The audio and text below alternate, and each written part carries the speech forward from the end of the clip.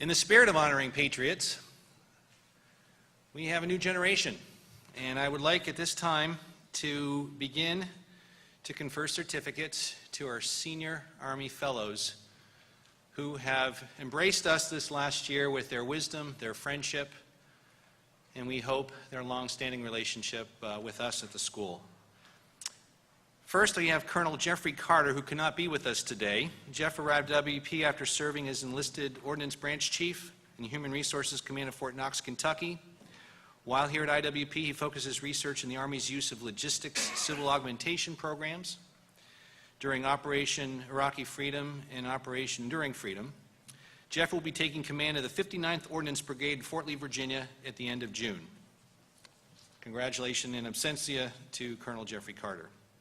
Next, we have Lieutenant Colonel Lisa Courtney. I'm smiling because I work very closely with Lisa, and I certainly will miss her. Lisa came to IWP from the Office of the Secretary of Defense for Reserve Affairs at the Pentagon, where she served as the Deputy Director for Reserve Component Programs. While at IWP, she researched a strategy to increase civilian capabilities by utilizing the National Guard.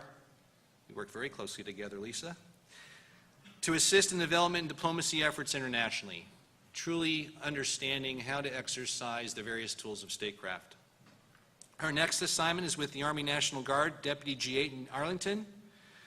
Lisa was the only female Black Hawk helicopter crew chief in Europe during the Cold War and studies natural health and alternative medicine in her spare time, and she makes a great kombucha.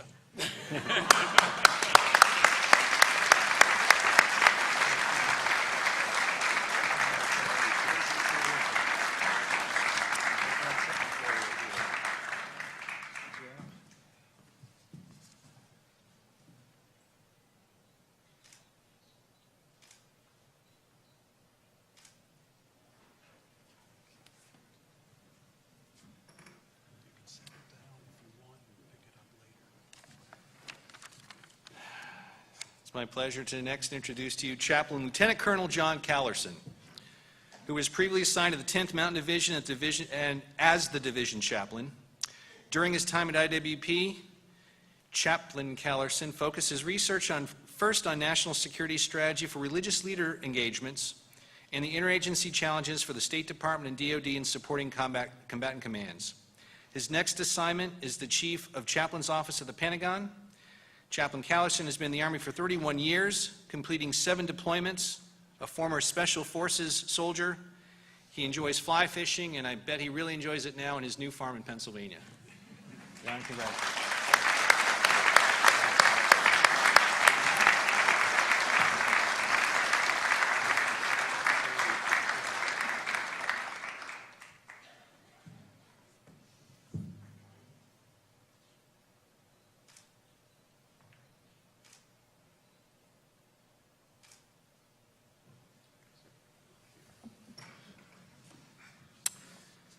Next, we have Chaplain Colonel Alan Pominville, who came to IWP after being assigned as the Total Force Integrator at the U.S. Army Chaplain Center and School at Fort Jackson, South Carolina. While at IWP, Chaplain Pominville completed research on the strategic impact of religious advisement on military operations. He is being assigned to the U.S. Army Reserve Command at Fort Bragg, North Carolina, with duty as the Deputy Command Chaplain. Chaplain Pominville enlisted in the Army in 1984 and was an MP officer before becoming a chaplain. Force of law and the force of God. He has 10 brothers and sisters. God bless him.